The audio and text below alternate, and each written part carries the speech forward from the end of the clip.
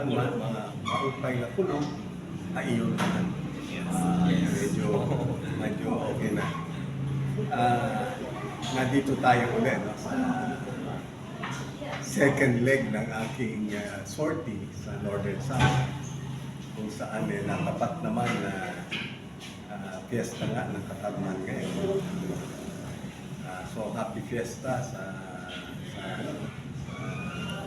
mga kababayan. Kasi my wife is from Northern Samar too.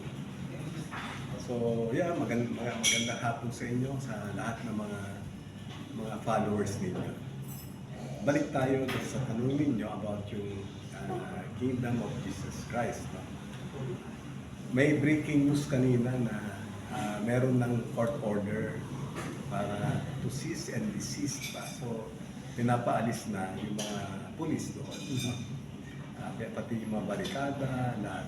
And hopefully naman, itong nangyayari na yan will have a peaceful settlement. May mga sa akin, no? Yung iba, kinakausap nila ako na I'll come out na parang panawagan ko na sana mag-surrender na lang si Pastor para maano na to at harapin yung kaso na yan. No? Pero hindi ako lumabas in public. Kasi it has become an issue. Naging political issue na yan na ang daming nagtatago. Hindi lang naman siya, si Pastor, pati nga si Alice mo na missing na. Yung Congressman Tevez, hindi rin natin mabalik dito para managot naman dahil para harapin yung kaso. Si Pantag pa. Yeah, nandun pa si Pantag. And quoting si Mayor Alfred Romualdez ng bisita natin. Sabi niya, nung kami nasa States kami nila ng auntie ko, si First Lady Imelda Marcos.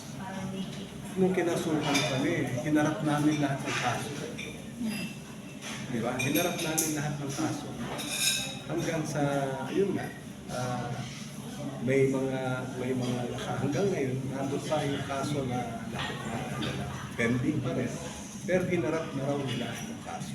Na matapang nilang hinarap yung mga kaso na pinahal sa kanila. So, ganun din kasi ako, nasubukan ko rin nagtago. Nagtago ako, nahuli ko. Kinulong ulit. Nagkaroon ng kaso, ng court martial. But until finally, na-release ako without any I was never convicted. Pero that was my first sabi ko, I was given 2 amnesties. I was jailed twice. Given amnesty twice. When I have an experience being brought to the morgue, I was clinically dead, fighting for what I believed was right. So, kung tama yung paninindigan nila, kung ako, ang advice ko, harapin nila yung mga kaso. Kasi, naman yan meron tayong batas. May due process. So, ganun lang yan. Kung makikita nyo yung buhay ko na di ba? From a fighter, soldier, hunter, hunter, I had 500,000 reward on my head. Pero bandang huli, kinasukan, hinarap natin yung mga kaso. Well, ito na yun. No less than the former president, bago siya namatay, si President FDR. Ang sabi niya, sa isang referring to me, not only was he an excellent warrior in the jungles fighting terrorism and insurgency, he too represents a class of thinking Filipino soldiers imbued with a sense of pride and sense to take the urgent measures, if necessary, to assert their belief of how and what this country should be. O di ba, ang ganda ng message niya na inabsorb niya ako sa 2 beses kong pagkakakulong. Kaya, yan yung ano, no? Kung minsan, dapat yung mga tao, ang mga kababayan natin, they should be discerning ba kung ano ba kung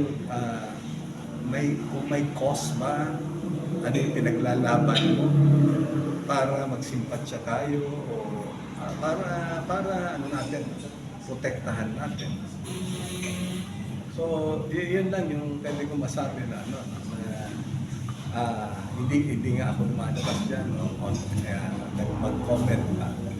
Ang inaano ko lang, sinasabi ko yung pinagdaanan ko rin. Sa ngayon pinagdaanan ng iba na umarap sila. Pero sir, nakikita mo bang opinion lang sir? Yeah. May harassment pa na ginagawa yung mga pulis sa Depende kasi yan sa ano eh. If it's for propaganda, you try to project ba na ang inaapi yung mga civilians. Pero pag nakita mo naman yung nakikita sa news, mga sugat-sugat yung mga pulis. Oh. Di ba? Ang daming tinakbo sa pulis na nakita mo naman na basag yung ilong. So, sa akin, kung sabi ko nga, masyado yung discerning ba, yung nanunood at yung mga taong bayan, makikita naman nila. They can judge for themselves kung ano yung talaga nangyayari doon. At nakita nga niyo yung bibi na minsan nakasa yung tablado yata, binato niya yung pulis ko sa baba. But isang side lang yun, hindi rin natin alam kung ano naman yung nagawa naman ng kapulisan. Yun naman sinasabing namatay daw, hindi man namatay dahil sa injury ba, kundi sa sakit eh. Yeah. So, ano naman yan? Depende sa taong bayan na maghusga. Pero ito, Colonel, kasi yung ang gulo dito parang sinasabi may there's a political intervention o hindi kaya may pamumulitika na nangyayari. Nadadawit yung pangalan ng former president, Duterte, and then dito.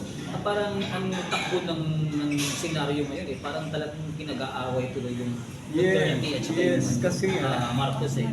Yeah, kasi ngayon, sabi ko, panahon na malapit na yung election, everybody wants to sound this unity.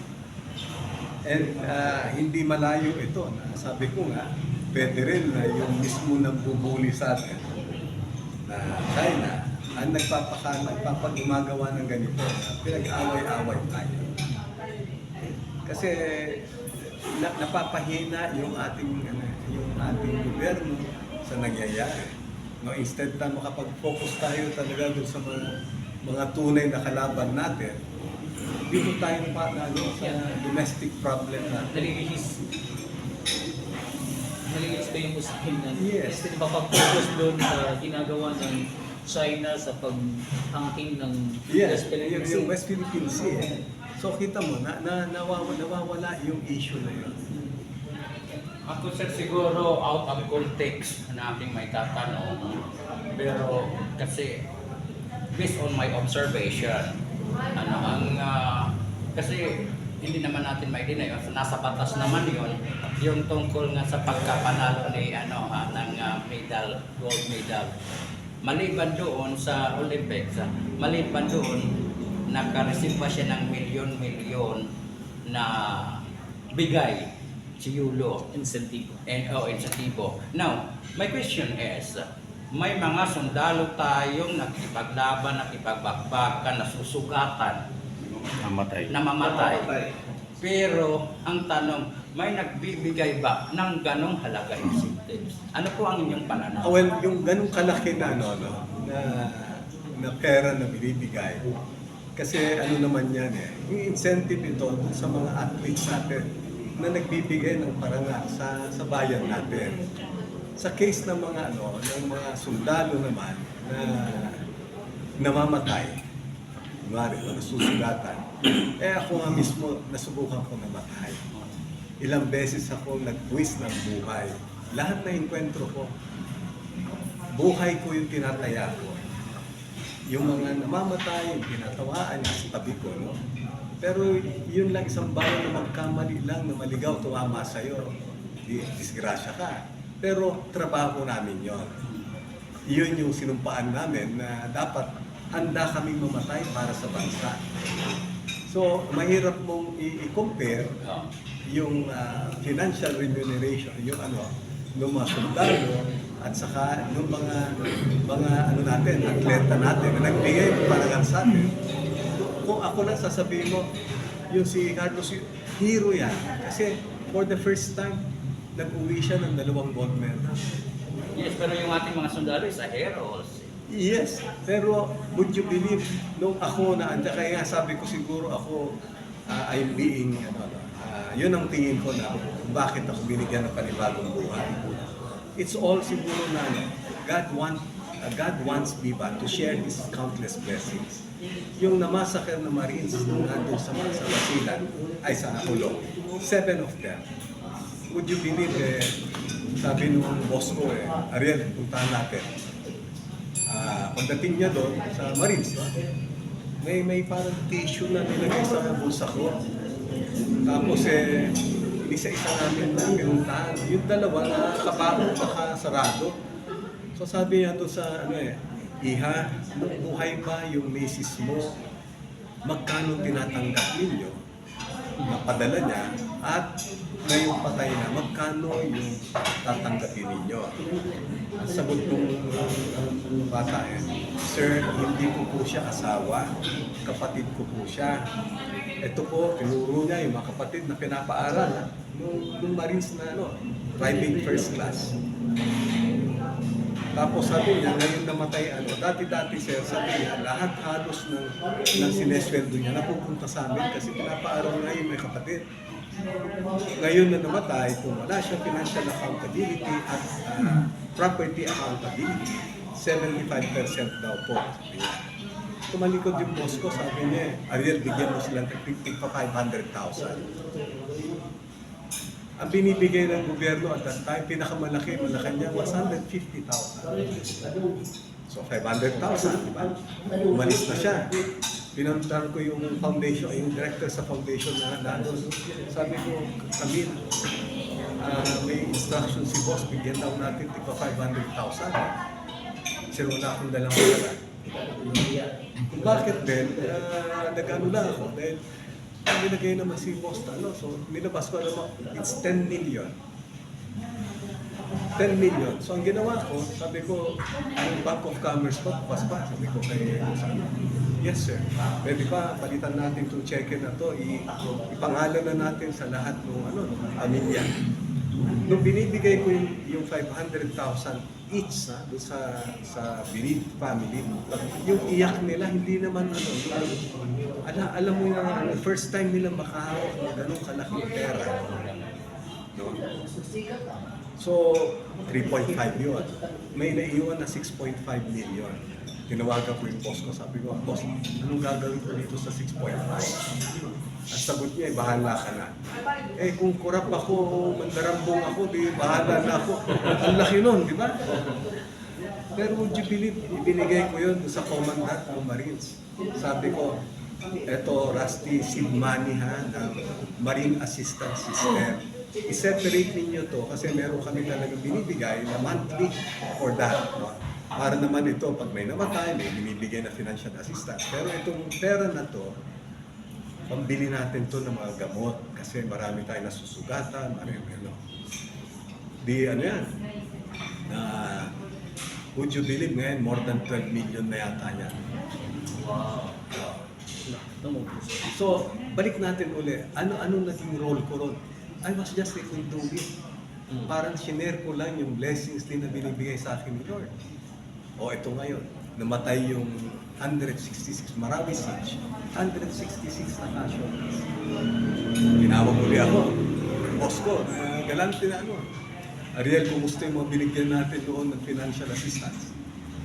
Sabi ko, boss, ang monitor ko yung iba, bumili ng motor, may sidecar, naluma na, nawala na, hindi nila naalagaan yung iba, naging one-day millionaire. Paglabas nila, pag-uwi na, nailig na yung kapatid, fiesta doon sa ano. Sabi niya, tama talaga yung sabi nila na, don't give them fish. You teach them how to fish. So binigyan namin ng tig to 2 million each na startup for the business. Ngayon, ang karamihan na casualties man, mas pagadian eh.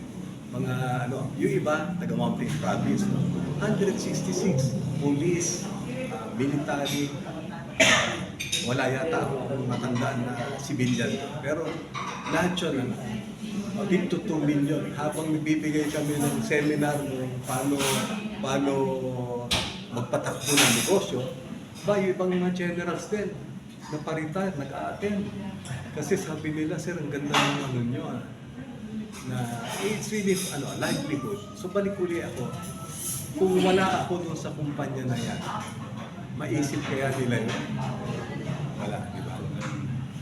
So yun yung aking tingin ba na binigyan ako ng a new lease on life by the Lord to share His countless blessings.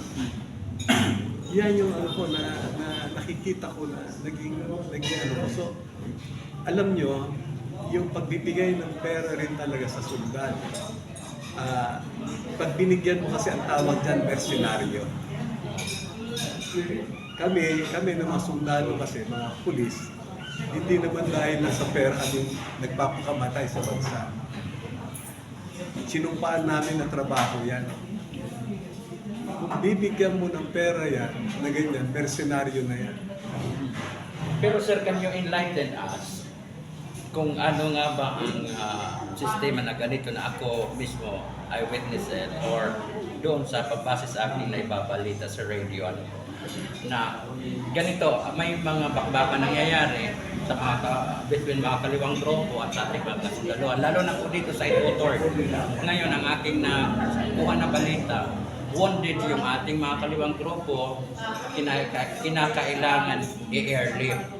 While yung ating sundalo, sugatan, pero hindi siya na-airlift. Mas na-airlift yung mga kaliwang grupo, yung sundalo. Of course, they take care yung sundalo, pero hindi na-airlift. So mayroon ako doon nakikita. Bakit yung kaliwa, di ba? Napano po ibig sabihin? Yan, I'll probably kasi hindi ko alam yung I cannot comment on that. Pero sa case ko kasi, pagka ganyan, inuuna ko yung mga tao ko.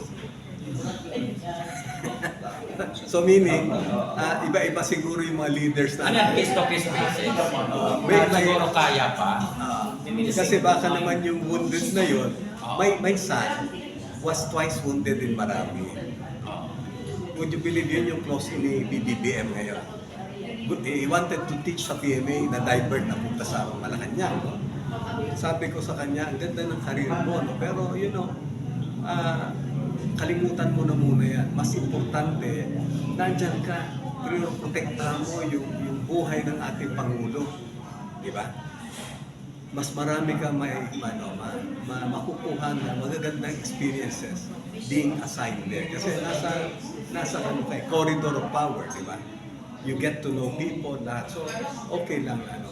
Did I ever beat my fingers? Kumari, sabi ng mami niya, Dad, pull out po na si Jamie kasi madami mong kaibigan na senador, congressman, cabinet secretary para mag-aid.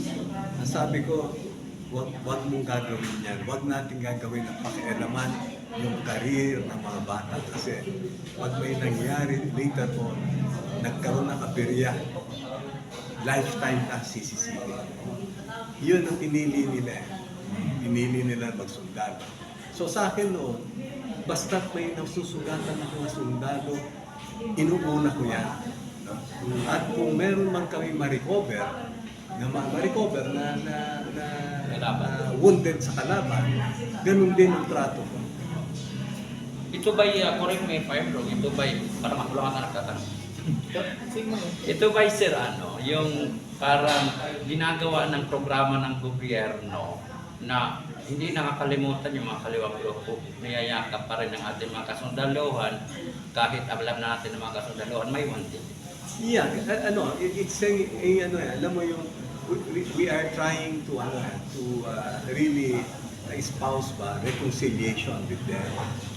And yun din naman ang reason, kaya sabi ko pa ulit-ulit na, ang hirap kaya na makipaglaban sa kalaban, kapwa mo, kapatid mo, kapwa mo Pilipino, na kung if you dig deeper, there is real reason for him. Bakit siya nag-akyat, bakit siya nagrebelde, di ba? In like manner, ba't ba ako nagrebelde? Kasi may nakita akong pagkukulang. So ganun din yung mga kapatid natin. Para mahikayat sila na bumalik, you have to treat them humanely. It's a part of protecting the lives of the Filipinos. Yeah. Thank you so much. Anything to you, Mayor? Any sir?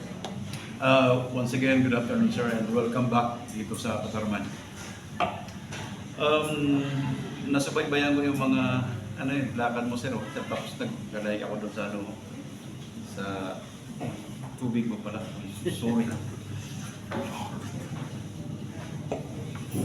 Naobserbahan ko po na yung Army Transformation Roadmap na for almost how many years na-implement sa AFP, nagkaroon siya ng positive impact towards the transformation of the values and actuations ng ating mga sundalo na napalaking bagay para din sa mga ordinaryong tao na dati-rati minsan nagiging biktima ng mga abuses ng military at alam niyo po naman yun. Sa ngayon po na you are having your projection towards the Senate by 2025, ano pa po yung pwede niyong maidagdag na parang aspeto towards the strengthening and to come up with a much better approach para ito yung yung gains ng Army Transformation Roadmap ay mas pang mapalago. Yeah, tingnan ninyo ngayon kasi sa huling survey nila, ang trust rating ng Armed Forces napakataas. Yes. Yun ang pinakamataas actually sa mga government agencies. So ituloy lang nila yan. Since may decline naman tong insurgency problem natin, mapapansin mo nga, nagsishift na tayo para sa external na problem natin. Ibalik natin yung huwag natin bang iasa lahat sa gobyerno yung ating future. Kasi ang ganda ng bayanihan ba natin, di ba? Nawala. Kaya ang problem natin ngayon, food security ba? Or kaya nagtataasan yung mga presyo ng bilihin. Kasi ang dami nating lupa na pwedeng taniman, lalo na sa military, di ba? Ang dami ng Why don't they allow its use ba? Yung mga nakatiwang ba? Para taniman. Ang magtatanim ngayon, yung mga kasundaluhan natin.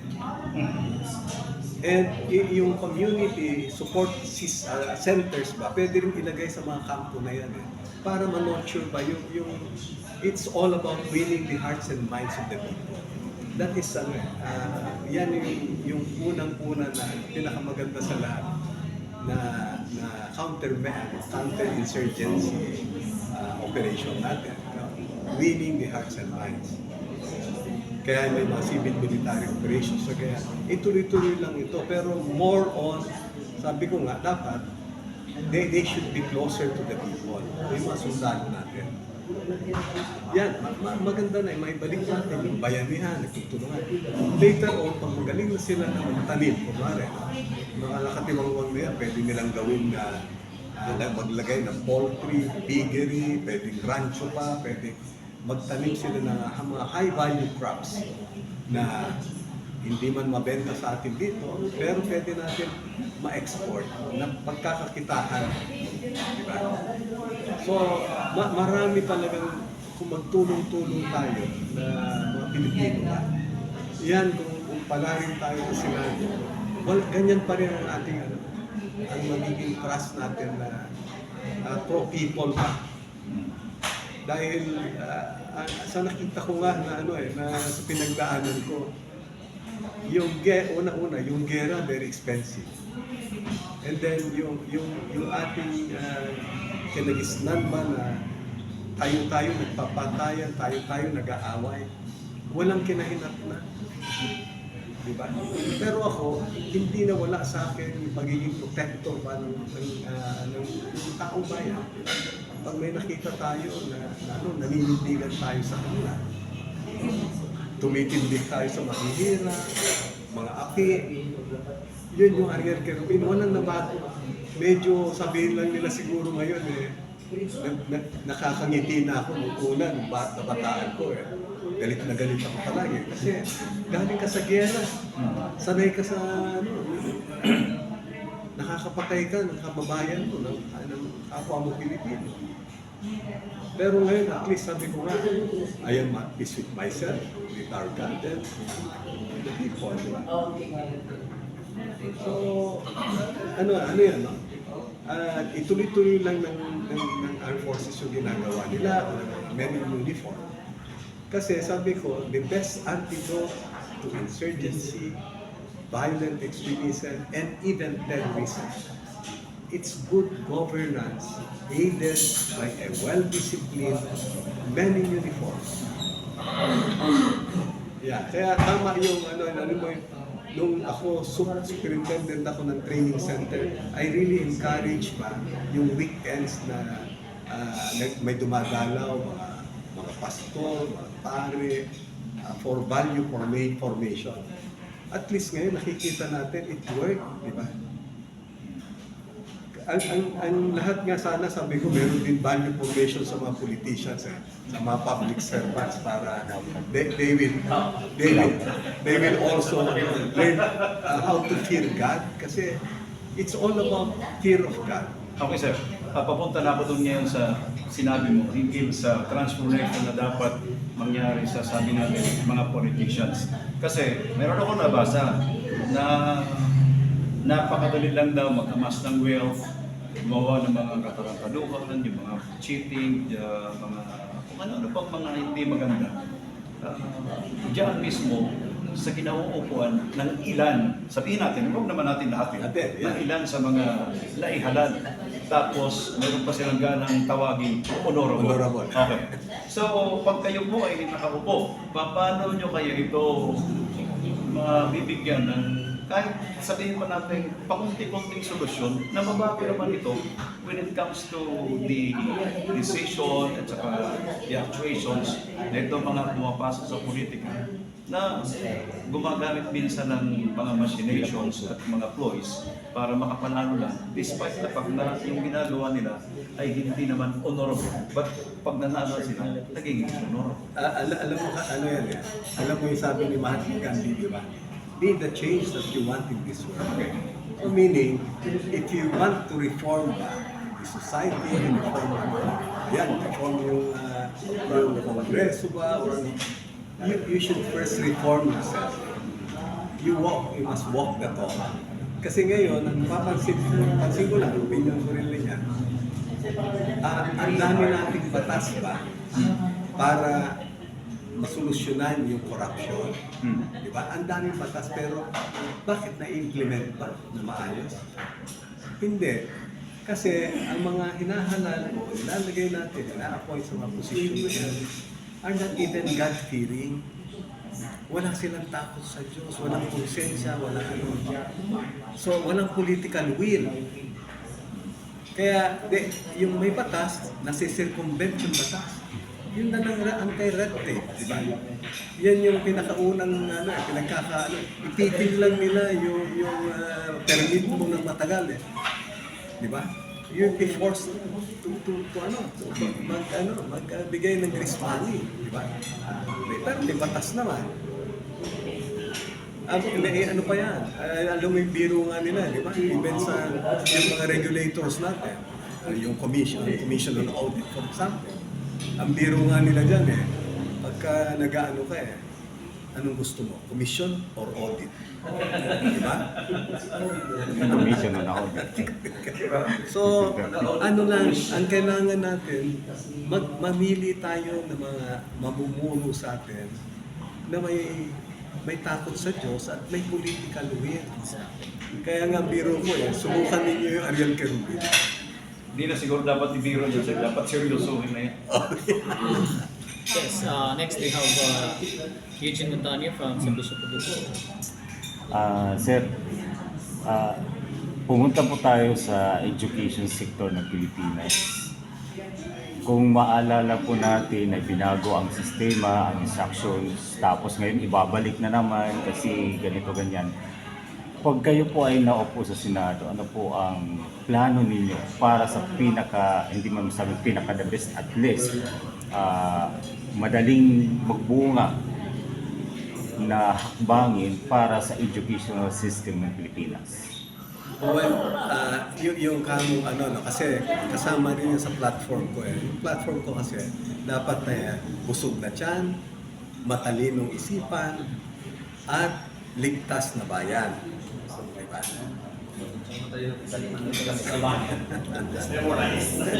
Busog na tiyan.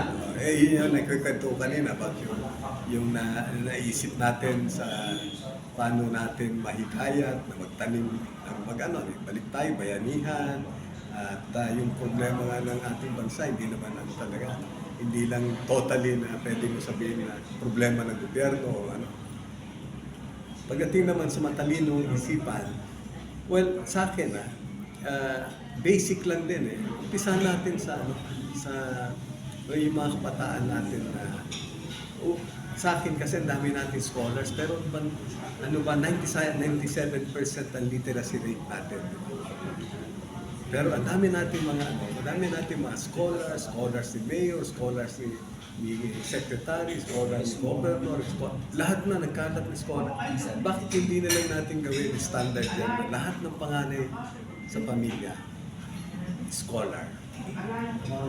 Kasi napansin natin na sa atin ba na kultura sa Pilipinas na Pilipino parang hindi naman natin totally na nilalagay yung burden ba o doon sa panganay mo. Pero ang palagi mo nasa isip kung magulang ka, sana mapagtapos mo yung panganay mo kasi yung education is the great equalizer. So kung mapagtapos mo itong panganay mo, kahit papano, may tutulong na doon sa mga kapatid niya. Kaysa hindi naman dahil ang daming sabi ko na scholars na binigay, hindi man talaga, yung iba, hindi man talaga deserving, pero pera ng taxpayers siya. So, maraming pwedeng gawin ba? Even yung mga batas ngayon, sabi ko, yung batas natin kasi, dapat nga, kaya meron tayong Congress kasi every 5 years, kailangan i-revisit yan. I-revisit yan, pag-aralan na maigi, kasi marami ng provisions dyan na it's no longer responsive to the ever-changing times.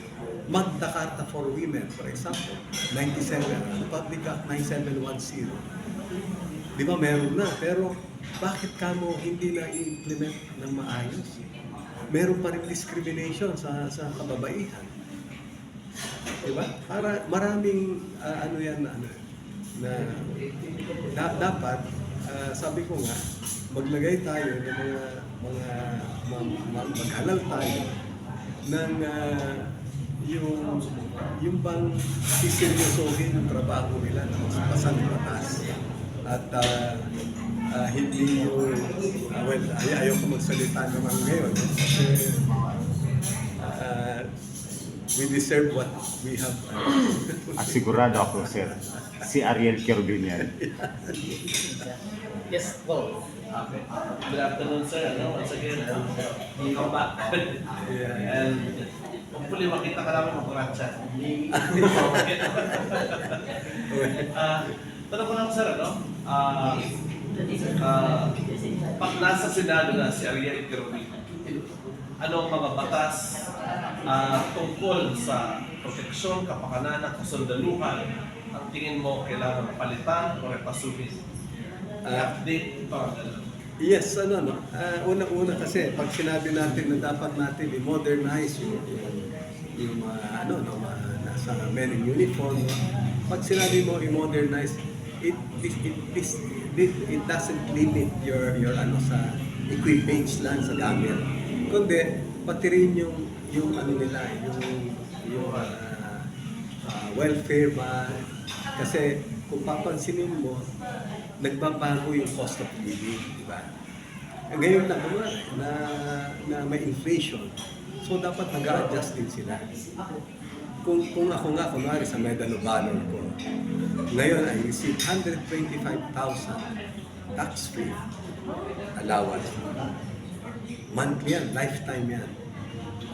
Ina-adjust nila every 5 years yan. 125,000. Mas malaki yung tinatanggap ko kaysa doon sa pension ko. Kasi ina-adjust nila, depending ba, every 5 years tinitignan nila kung kailan ba itaas ulit dahil dito sa inflation. In like manner, ganun din sana yung mga sweldo nila, yung mga benepisyo ba, na palagi dapat they can compete with the yung prevailing na situation sa labas. Ganun din. Ngayon buti nga, malaki-laki na yung sweldo nila. Yung panahon namin, hindi ka pwedeng mag-car loan kasi you don't have the paying capacity. At least ngayon, kita mo, may mga naka-SUV na sa kanila. So, ganun din yan kasi wag naman yung ibang professionals natin na maingit kasi sabi ko, sa ibang bansa, ang trato nila sa lahat ng mga sundalo nila, mga men in uniform nila, they are mga privileged pa. Kasi alam nila na yung mga sakripisyo nito, sa amin kunwari, we were always out there in the field. We don't even know when we will come back alive or dead in the casket. So sana, sabi ko, kung nandyan na tayo, tututukan din natin lahat siya. Lahat ng dapat na pangangailangan ng mga men in uniform. Speaking of uniform, meron tayong kasama. Yung CEO ng 40-30 and then dumating. Maganda kita dumating. Sa laro. Sir. Tawag dito, sir. Sa nasa Sir, sa pag makaupo si Colonel Kerubin, kasali ba sa mga plano ng mga kakbo natin? Well, Kasi parang nakakalimutan yung mga kakbo. yeah, hindi, ganito yan. Alam mo yung citizens are for geographical something. Hindi ko lang alam sa dami ng mga acronym ngayon. But just to say, ito kasi, bakit kamo binuuyan noon? Kasi mga malaking problema natin sa insurgency. Ito yung mga force multiplier kung tawagin natin. Dapat, hindi mo naman pwedeng sabihin na i-disband mo ba or ano kasi meron pa rin silang tulong later on. Kasama pa rin yan sa magiging reserve force mo dahil nga sabi ko, kung lean and mean yung regular, yung armed forces mo dapat para mabigyan mo ng matutukan mo kaagad yung kanilang yung pag-modernize mo dahil mas madali mo modernize mo yung kukunti lang na lean and mean but a robust reserve force.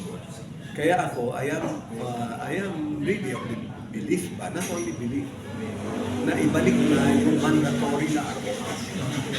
Kasi that will be the core of the reserve force. Yung mga kakbo natin, kung mga matandaan ninyo nung araw, may CSDF na doon sa amin sa Hulo noon, naabutan ko, mga SPML, Special Paramilitary Forces. So, nung habang nagbabago yung mga threats sa babago, nag-iiba rin tayo. But definitely, yung mga KAFGO natin, pwede rin naman ma-integrate siya later on sa reserve force mo.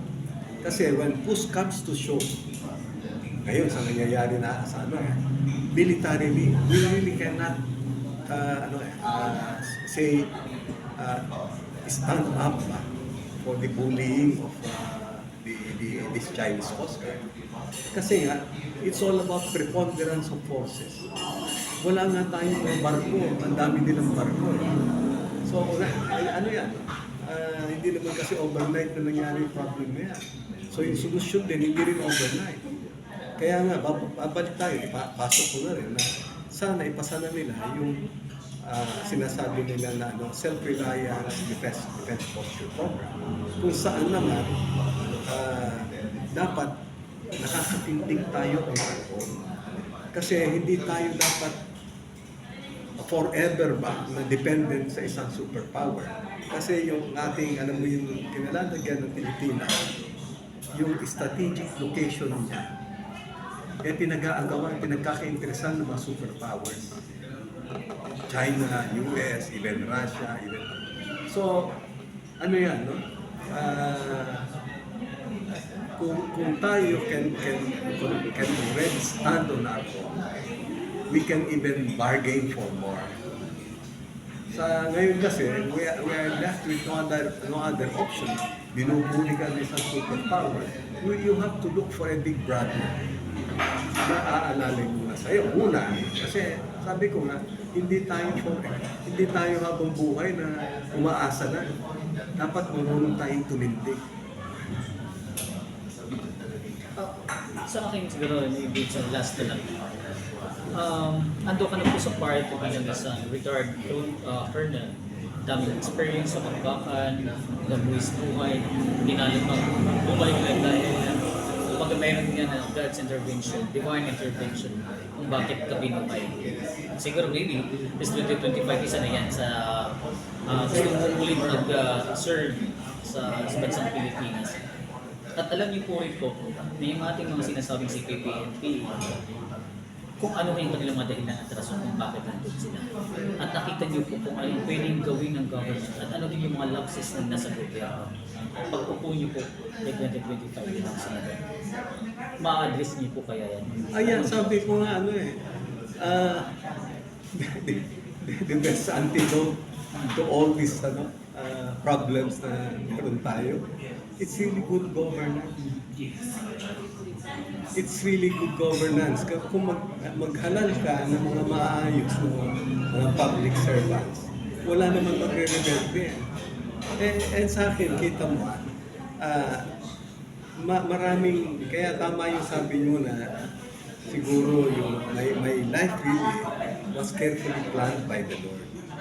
Everybody knows I would have been the first general in the class. A class that produced four-star generals, 2 chiefs of staff, and 2 Coast Guard commandants. Manayo yung nakaupo kaagad ako na brigade commander. Nung matanggal na ako para ma-house arrest, doon lang dumating yung isang klase ko na nag-chief of staff sa Cagayan de Oro. So manayo yung namin, but I don't want to be presumptuous to say I would have been a chief of staff. If meritocracy will strictly be followed, I would have been shortlisted, di ba? Or retired as a 3-star general. But God has hindi yun ang plano niya sa'yo. I have 7 children to take care of. 7 children to prepare for the complexities of life. So as days turned into weeks turned into months into years, I became closer to my children. So hopefully, this year or early next year, all of them will be professionals. So balik tayo ulit. If finally I was able to catch up with my children and became a responsible father to them. Inawardan nga ako ng kulirang ama nila Chief Justice Wool. Diba? Ang sabi ng misis ko Dad, hindi na tayo mag-argue dyan. Kulirang asawa ka rin kaya? Siyempre, sabi ko, oo naman. But you look at, if I was able to catch up and became a responsible father to my children, so why can't I leave my comfort zone and offer myself to be a responsible father to our nation, to our country.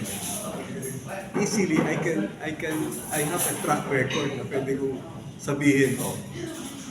Pagtapos ko, all my awards pale in comparison with what I have accomplished as a father. Meron pa sa kanila nga, ayaw ko lang naman hindi ko naman sabihin na katangi-tangi tayo. Pero meron ako pwedeng ikwento. May narrative ako na ito yung nangyari sa buhay ko. At ito rin yung pwede ko may offer sa tao ko. Before si Jay, kasi sensitibo din yung gusto ko na basahin yung comment ng isang netizen who happens to be a friend of mine, Allen. Sabi niya, this coming from a certain Meloy Pahares. As an observant senior and retiree, you have my vote, sir, for being brave, bemedaled officer, and a gentleman. Tapos sabi ko sa kanya, your message will reach him, Sangkay Miloy. And again, he further said, I admire his bravery, military exploits, and yet remains level-headed and soft-spoken. Yes, tell him, my friend, he has my vote. Well, thank you. Thank you very much. The manager of one station in Catbalogan says, Sir, Colonel, good luck po. Si Oscar Tolot Maripok yun. Yeah, maraming salamat sa lahat po sabi ko nga, pag tayo pinagkaluban ng mahal na Panginoon, di ba? At pahintulutan tayo ng mga kapatid natin, kalubayan natin dito sa Northern Samar, o dito sa buong Pilipinas, na manindihan ulit. Samahan po ninyo ako sa Senado. Wala kayong pagsisisihan. Sir, last lang, sir. Sir, kanina, na-mention mo, sir, yung tututukan mo yung sa mga delay. Solusyon ba, sir, yung mga panawagan na yung taas sa kanilang mga sahod? Dahil sa pagtaas na rin ng mga bilhin. Hindi kaya sa pagtaas ng sahod, sumabay na naman ang presyo ng mga bilhin. Solusyon ba ito, sir, na itaas ang sahod ng mga manggagawa?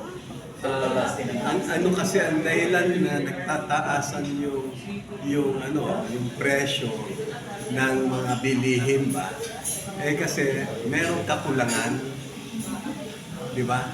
So, pag-aralan natin na maigi kasi sa ngayon, yung pagtataas ng sweldo, isang solusyon lang din yan. Pero dapat, matutukan din natin kung ano ba talaga. Kaya nga, ang panawagan, ko nga, sana, dahil sa dami na nakatiwangwang. Ngayon, ang maganda, may nabasa ako, yung 5,000 hectares sa Mindanao na dating kampo, pinagkampuhan ng MNLF, ng MILF yata.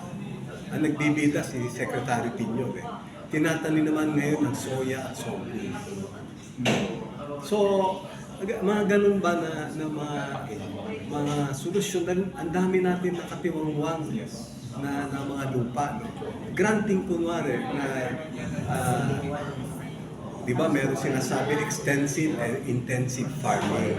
Yung extensive farming na sinasabi nila, ito yung manawakan ba na ang gamit natin, kalabaw pa na yung intensive farming is maliit lang yung sinasaka mo pero mechanized na, ginagamitan mo na siya yung state of the art, latest technology sa kung paano ipagtanim. Bakit hindi tayo suportahan natin itong mga farmers natin? At even itong mga sundalo natin na wala naman na tayong kalaban. Maybe last na lang, sir, closing message. Sandali lang. Yung controversy kasi dito ngayon na gusto kong hingan sa inyo ng comment. Kasi malapit sa iyo si PBBM, si President Bongbong Marcos Jr. Tapos si Vice President Sara Duterte naman ay anak ng former President natin na siyang nagbigay ng malaking benepisyo noon sa AFP, sa military. But then, dumating itong punto na may mga isyong nakapalibot sa dalawang ito, kay President BBM at saka kay Vice President Sara Duterte, na kung saan eventually si Vice President Sara nagsabi siya na parang nagsisisi siya na itinampanya niya at tinulungan si PBBM. Ano yung reaction niyo po rito? Alam mo ano, yan ang kabilin-bilinan sa akin lahat ng kaibigan ko. Sabi nila, Ariel, alam mo, ang dami mong narrative sa pwede ikwento. But stay clear ba from all these political issues that are so divisive. Lahat sila kaibigan ko. So, wala kayong further comment?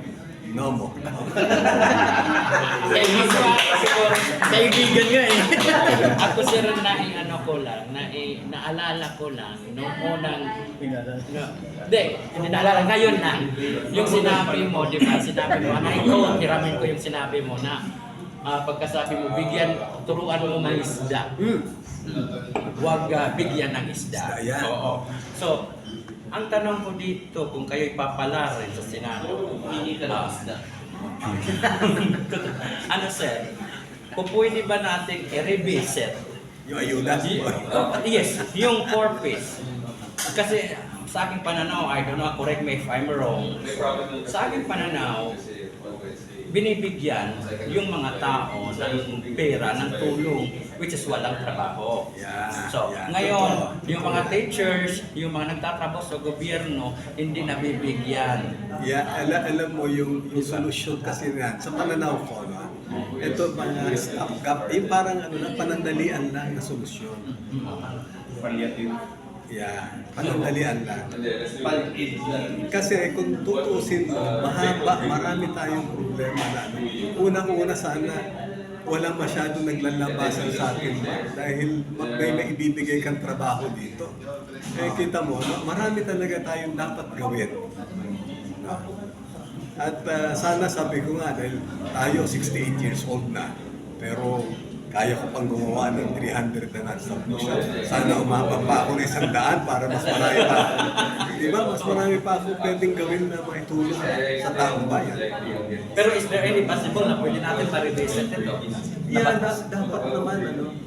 Kasi hindi naman, ngayon lang kasi, ay, ang comment nila dyan, di ba yung mga nakaupo ngayon ginagamit dyan, yung ayuda na yan, ang dami ng kinasuhan. Kasi tatapat nila na magbibigay sila ng ayuda pag malapit na eleksyon. If ever sir ha, Revisit lang naman, but totally na... Oo, revisit. Pero I mean, revisit. if ever pag nandoon na ho kayo, hahanapin at tatawagan ko po kayo. Sisingilin ko po. Dapat i-revisit, pag-aralan na maigi. Yes, pag-aralan. Isang pag-aaral na. Thank you so much sir. Sir, hindi closing message for us here in Northern Samar. Just a Well, message. ang una-una, siguro pasalamat uli ako sa inyo for taking time out to probably give me a chance, no, to talk. At I hope naman na lahat na sinabi ko makarating dapat sa ating mga kababayan dito sa Northern Samar. At sabi ko nga, kung tayo pala rin, ano ho naman, may ano ako, I am Samarin, Waray ba, by choice. So makakaasa kayo. By affiliate, kasi hindi siya taga-North. Oh, yeah. So, ay sa akin is makakaasa kayo na meron kayong boses pa sa Senado. Salamat po. Salamat.